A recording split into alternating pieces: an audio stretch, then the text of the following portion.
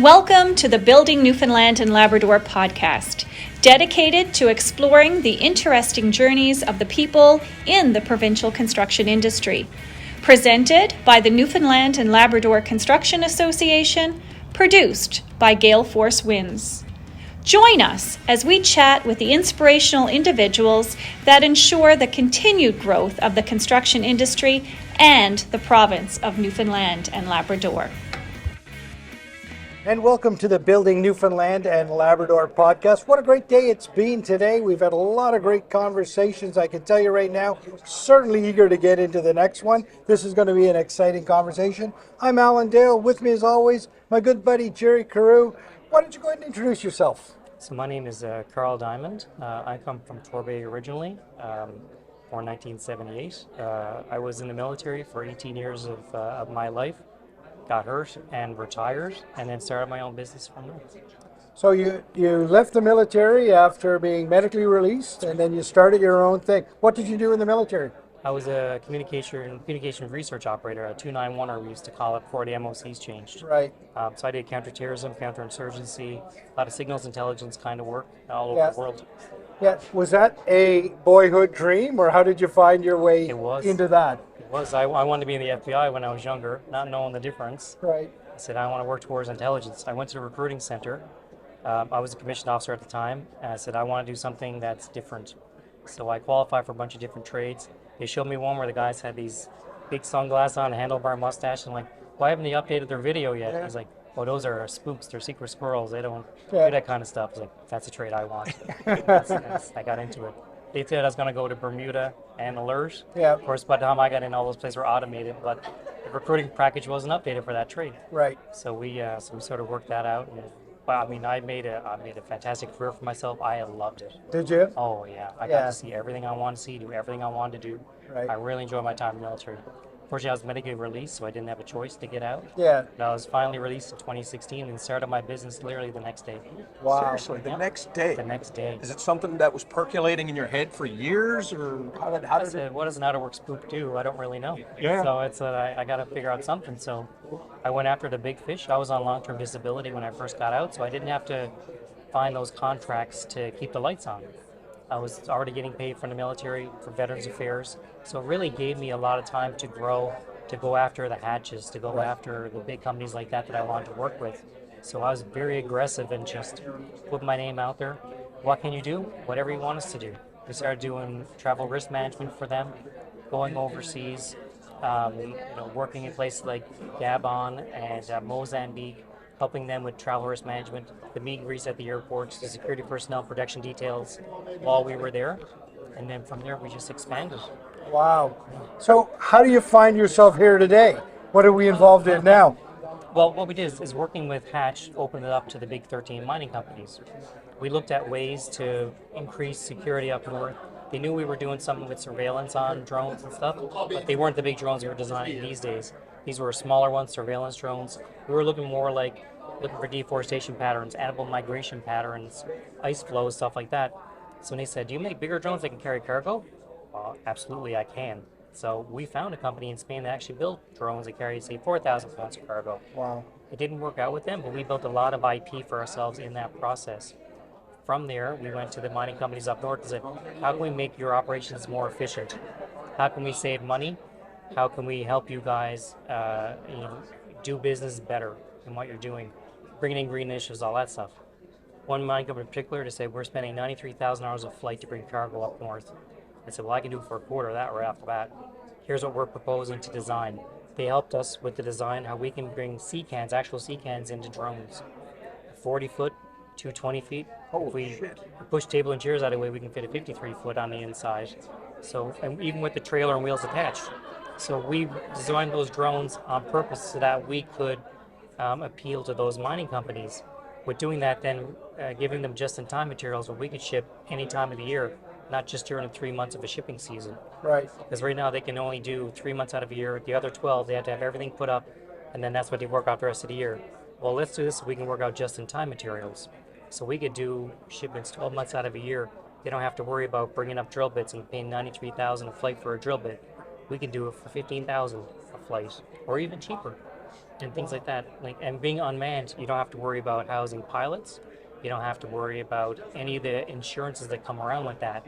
So us having automated systems, or at least remotely piloted systems, gave these mining operations a lot more latitude in how they were to receive stock up north. That's how we looked Which at is a it. huge challenge, We, right? we war gamed it entirely, and it was a big challenge. Yeah. We ended up saving a mining company almost $350,000 a day just by efficiencies and reducing the size of their work camp to what's just in time needed. And that they were over the moon on that stuff. A day. A That's day. incredible. Honestly, they had 7,500 people on a mine site, $5,000 an hour. So if you're getting out of bed, you're going to the mess hall, you're going to the bathroom, go to the mess hall, only picking up a sandwich to walk on your way to your office. By the time you get there, that's an hour just in transit. And that's at $5,000 an hour, 7,500 people. That's almost 350,000 bucks, just in a base cost. If we can reduce that to a 15-minute walk instead of an hour, there you go. That's your savings right there. How did you reduce it? Just by doing that, by reducing the work camp size. Oh, just by reducing Yeah. the size. Yep. So their transit was not You an just hour, it walk was in there 15 and minutes. it's wow. They were dumbfounded. They're like, how did we not think of that before? I They're don't too know. busy concentrating on getting Yeah. stuff out of the ground or whatever it was doing. You come in and you look at it through a different lens. Outside the box. Right, you look Which at it I have as- no idea what I'm doing, kind of thing. Right. That's how we do it. Oh, wow, right? That's disruptive stuff. Yep. Saves a lot of money. That's right. Makes life easier for the guys that are working up there. And win-win, and right? being disruptive in the drones that we build, like we do a completely novel program. So my designers that all used to work at Bombardier way back designed the Q400. Now they're our team. Now they design these autonomous drones for us that we can fit those sea cans inside of. So we can carry up 35 to 50,000 pounds of cargo in one flight. But we can do it so much cheaper. If we do it 25,000 and 93,000 a flight, that's almost a quarter of the price. We can get it even lower. We can reduce the cost per pound to 75 cents a pound. Carl, I have a quick. Go ahead. I went to Gonzaga. You went to Gonzaga. I went to Brother Holy Rick. Trinity. I went to Holy Trinity. You went to, I said they didn't cover this in Gonzaga, but anyway, where does this thought process come from? Why are you thinking like this in these disruptive ways? I don't know, because I only have my high school. I didn't go to university or college. Yeah, I learned a lot from the military. I learned a lot about how the logistics of war works. But for me, I'm just looking at stuff as like, why can't we do it this way? And someone said, well, we never done it that way before. Then why can't we? Like when we designed our mining trucks, we wanted the mining trucks to be brought up north. I'm like, how do you move like a Komatsu size mining truck up north? Well, let's build it like a Lego. Let's do it so we can dismantle it, put it into a sea can, put it into our drone, and fly it up north. Take a week and a half to assemble it. So on a regular mining truck, a Komatsu, a Lieberman, a Caterpillar, a 4-hour tire change, a 4-hour oil change. Well, let's build it out in a way that we can do a Formula One pit stop, where we take off the tire wheel assembly and just put a new one on. Then we take the old one and we fix it. But we have all these reserves, and same with the batteries. When you're bringing 1.5 million pounds of dirt uphill, you're wearing out that battery. You can't get that reciprocal charge downhill. So when they come up, we just switch out their battery and let them go down with a full battery. All that stuff. But, we want to be able to do things in certain ways. And I was a big Lego guy when I was younger. Lego were my thing. And I was like, I would take a red brick and put in a blue brick house just to see what it looked, and then I'd build a pattern out of that. So we design all of our tools that we use in ways that it's like a Lego block.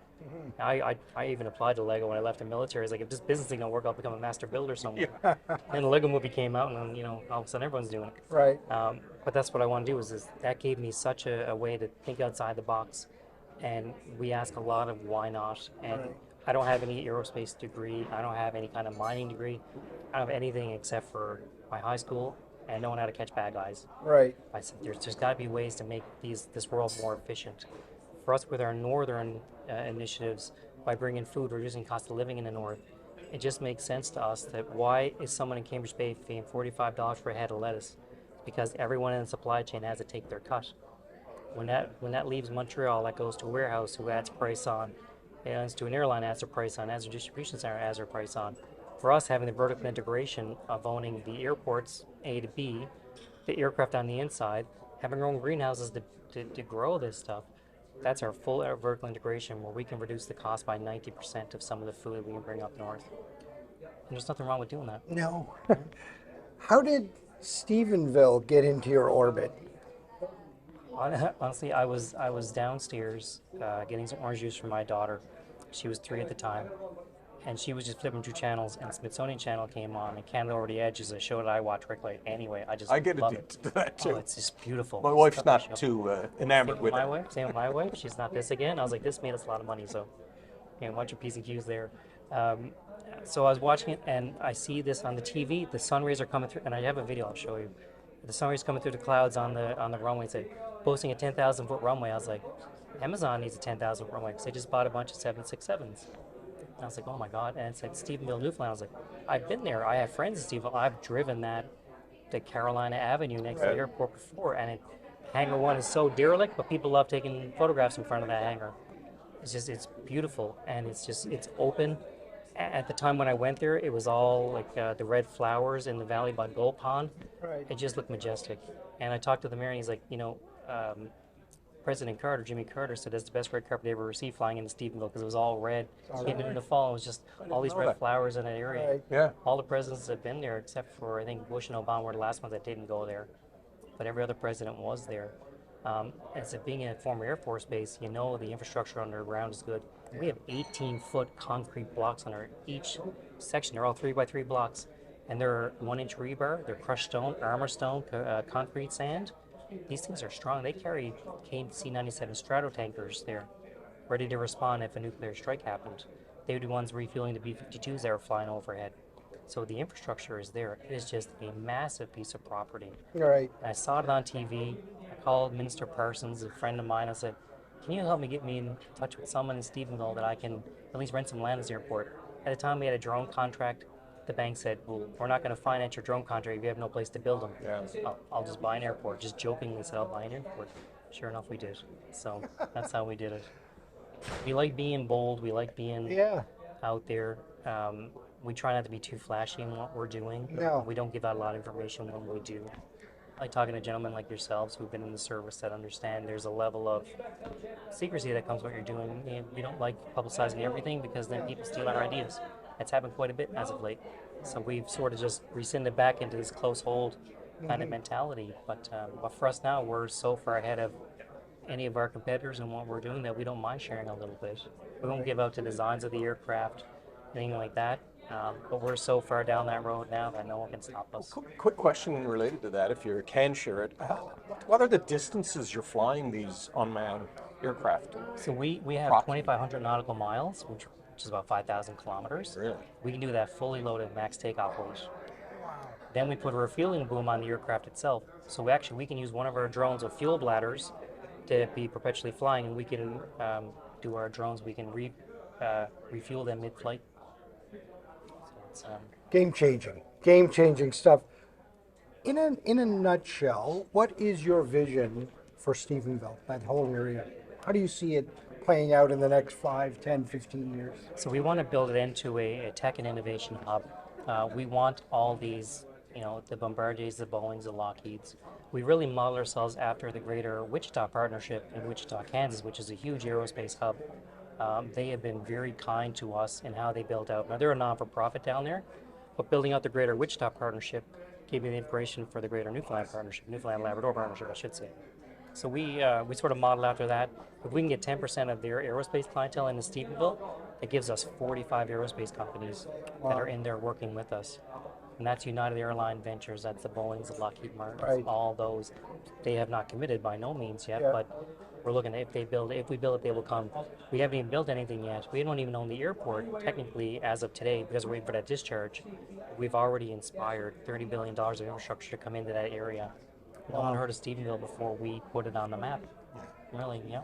So an aerospace innovation hub with up to 40 or 50 companies working in there, sharing ideas. That's right. Wow, that's a remarkable. So if you couple that with what's happening not so far away with green hydrogen, and that whole area is poised to be quite a game changer globally.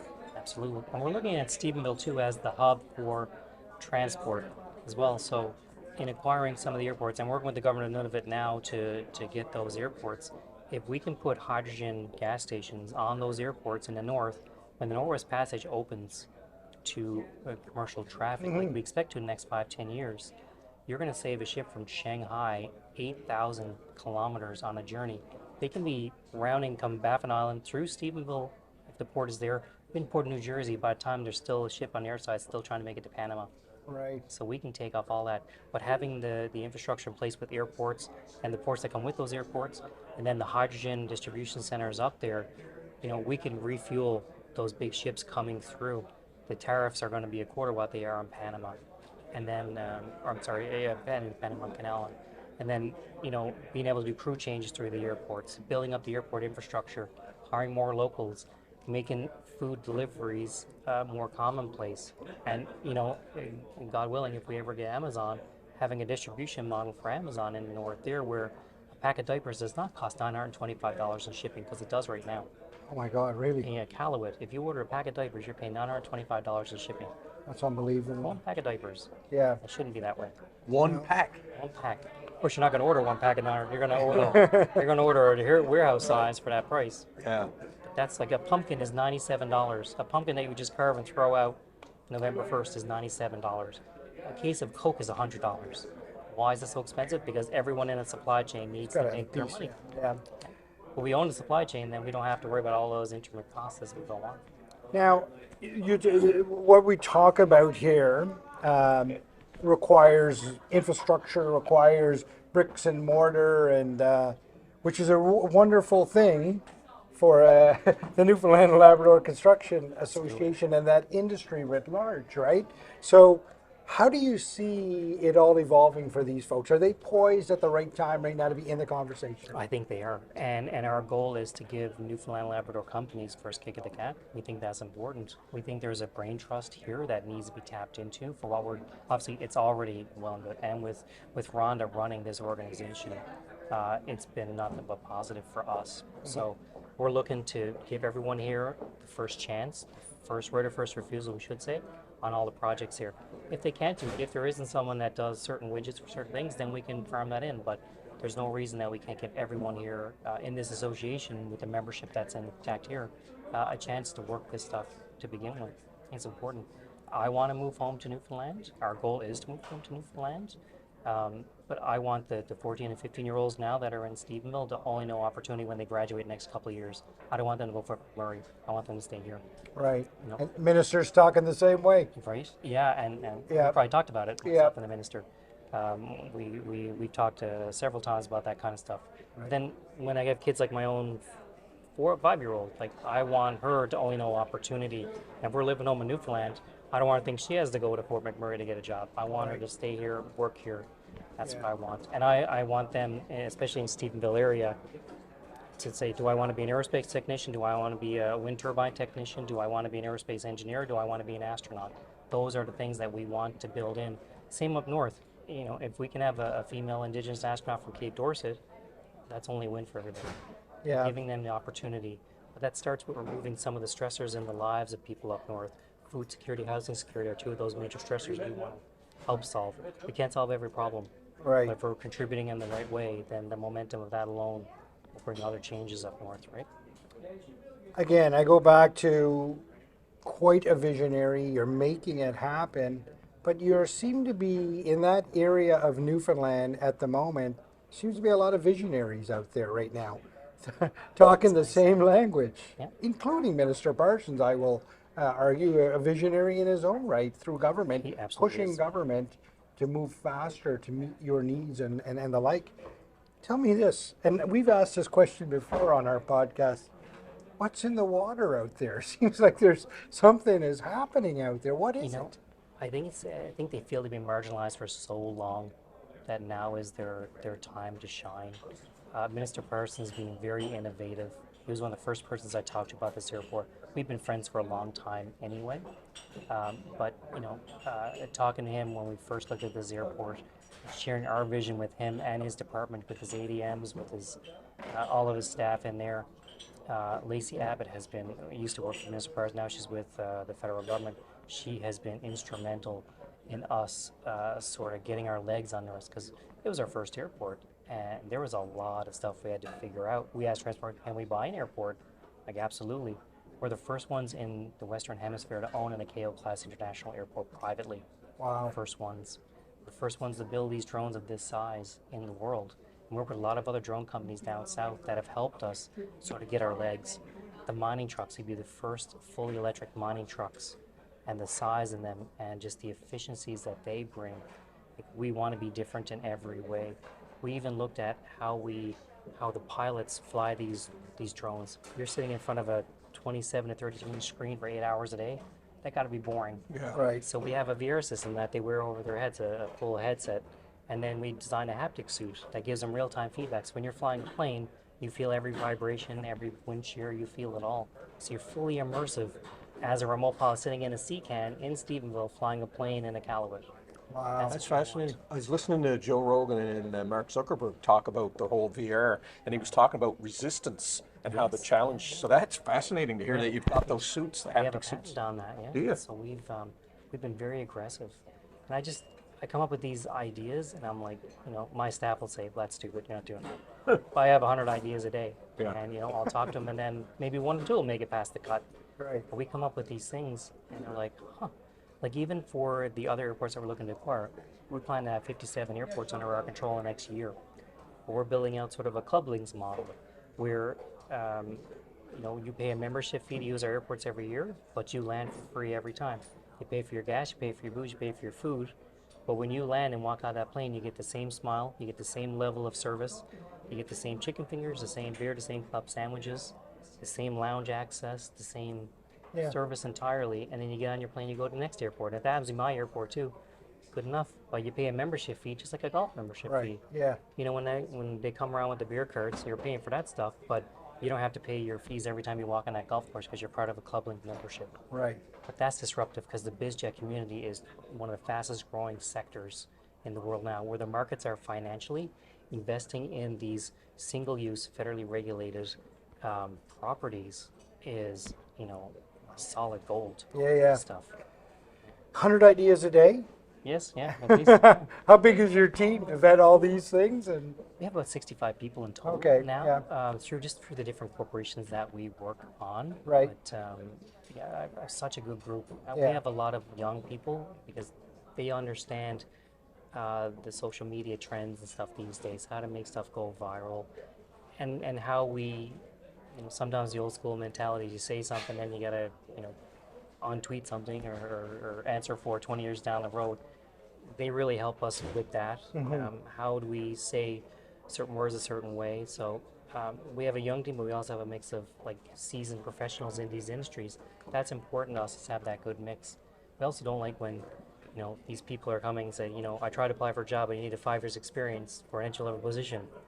Making $20 an hour. Yeah. We take them and give them that Right.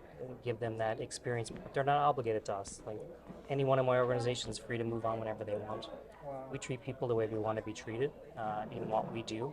We think it's important to have that corporate culture where it's not all about profits. Like we worked on a project in Ottawa. We had a $3 million project. And they said, do you do cyber and physical security? It's like, I don't do physical as much as I do cyber, but I know a company does cyber. I'm physical, sorry. And at the time, the company was struggling a little bit, so I said, I'll split my contract with them. You don't have to pay any extra, I'll split it. So I split $1.5 million. I said, it's not about how much money we're making now.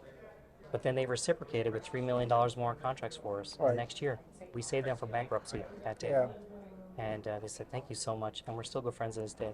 Right. And we've made so much money just off of that. I said, I gave up $1.5 million in September.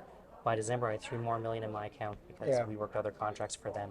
Carl, you're still a very young man. When you were in Army Cadets at Gonzaga, was business really there as something you were gravitating towards? No. Because you did 18 years in the military.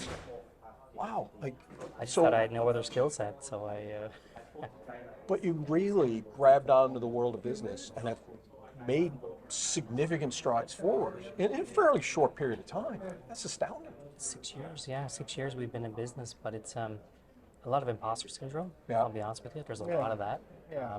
A lot of naysayers, and not a lot. There's a half dozen. Yeah. But they really get the knives, and they're pretty deep on some stuff. I try not to let that stuff bother me. Yeah. I don't respond to it because I'm not playing that kind of game. Yeah. But The Army taught me when I was doing a stand to in the middle of Borden in the middle of a snowstorm when they're having artisans thrown at us. How did I end up in the middle of Borden and 2 feet of snow? And I said, okay, well, that's how I did it. And then in Afghanistan and working in Libya and all those kind of things, it's like, I've been through worse. So, we just carry on, we do it. I've been having these ideas for a long time. I just didn't know how to channel that kind of Right. energy. Right. And then just momentum just takes you on there. Yeah. It's like, I look at stuff as like, how can I make that better? And sometimes they're duds, sometimes they're It's an instinct, right? Absolutely. You have an instinct down deep inside, and fueled by, I would argue, if somebody says, "Well, it can't be done," hold on a second, I'm pretty certain we can do it better than that. Yeah, I'm pretty certain that we can make sure that they don't have to pay $85 for a head of lettuce. Like, that doesn't make sense, right? And then I say stuff because then I'm obligated within my own mind to make it happen. Right. And if I say something out loud, it's already 90% Yeah. done in my head. I just got to figure out the last mile of it, and that's how I work it. The fact that you actually said you suffer from imposter syndrome, Alan and I have had many, many, many people on, Yep. and they've talked about that. When I was a younger person, and I've been in sales for 30 years, I always saw people like yourself in successful businesses thinking they're so dynamic, they never question themselves. The revelation, I think, even at our age, is that, wow, someone like yourself who has so much going on, you do second guess yourself. Every day, even this morning. Yeah. Why am I speaking at a conference? Right. What makes me so good that I can speak at a conference? That's Yeah. just what's in my head every day. It's the anxiety, the adjustment disorder. That Veterans Affairs paid me handsomely for. Right.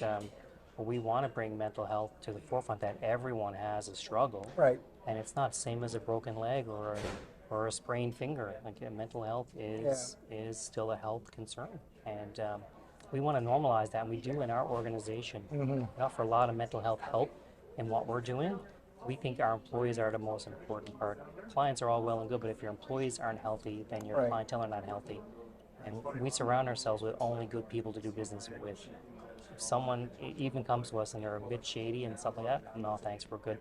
Because I just don't need the negativity in my life kind of thing. Like, I have an awesome family. I love my Yeah. wife and kids are so supportive. I wouldn't be here if it wasn't for them. But they also know that the struggles I go through. I get up at 4 a.m. and get on meetings from Slovenia, and then I'm on till my last meeting in BC every night. And they know, like, I get a little pack of goldfish move across my desk from my 5-year-old saying, "You got to eat your lunch today, Dad." Wow. That's the home life I have that makes all this easy. But absolutely, the imposter syndrome is real because why am I Yeah. being in business for 5 years with no experience in business flying an international airport? Why hasn't anyone else done that in Canada?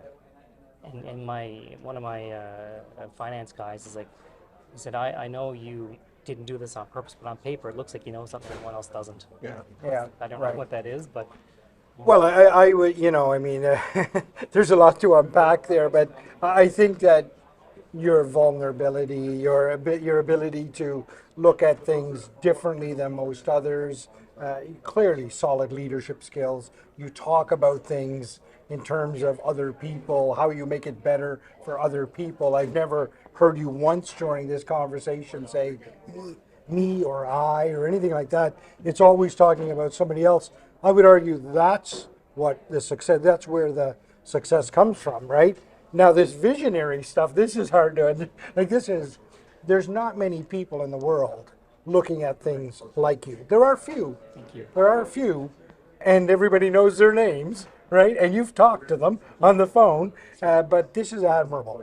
And it's a wonderful way to end this conversation because I want to tell you, you've clearly articulated the amazing opportunities that are in front of us. Now it's just up to Newfoundland and Labrador and associations like this to unleash the talent and unleash things and allow this to happen. And let's organically see where this all goes because I think we're looking at a pretty bright horizon. And we want to do it without the taxpayer dollars. We don't need their money. We don't want their money. I think people in Newfoundland and Labrador have paid too much for too much Yeah. over the years. We're not coming in looking for a handout. It's my vision. It's my idea. Let me prove it. I'm asking for is patience is all we're asking for and support. And it's not going to cost anyone to wait 3 more weeks to see something happen. That's all we're looking for. And I have such a good team. I have such good support from gentlemen such as yourself, from Rhonda and her team here with NLCA. They treat us so well that the imposter syndrome kind of goes away once I get here and I see that and do the handshakes and see the support and talk to gentlemen like yourselves. That's important to me. I'm very much a handshake kind of guy. So. Well, I tell you right now, Carl, this has been wonderful. I will say, as the technical guy for this podcast, probably the noisiest time that we could have you sit down here, but that just worked with the schedule. We have really good microphones, but in the post-production, we'll see. I really would like to sit with you again. I'm sure Alan would as well. So hopefully, ladies and gentlemen, whoever's watching, that the audio is good on this. But wow, you are doing some incredible stuff. And I'm just so happy that you've chosen Newfoundland, your home, to do some of that. So expensive way to move home, man. Well, it's not the normal trip home, that's for sure, right? He lives in Charlottetown, so maybe there's an airport in your future, hey? Yeah, there is. Well, we've already been talking. By Slemon Park. Yeah. I'm going to end the podcast this way, and I often do it on our broader podcast. But for this wonderful conversation that we've just had, it's quite clear that the world needs more Carl Dymond. Thanks very much. Thank you so much. I really appreciate that. Thank you so much. Thank you. Thank you for tuning in to the Building Newfoundland and Labrador podcast, presented by the Newfoundland and Labrador Construction Association, produced by Gale Force Winds.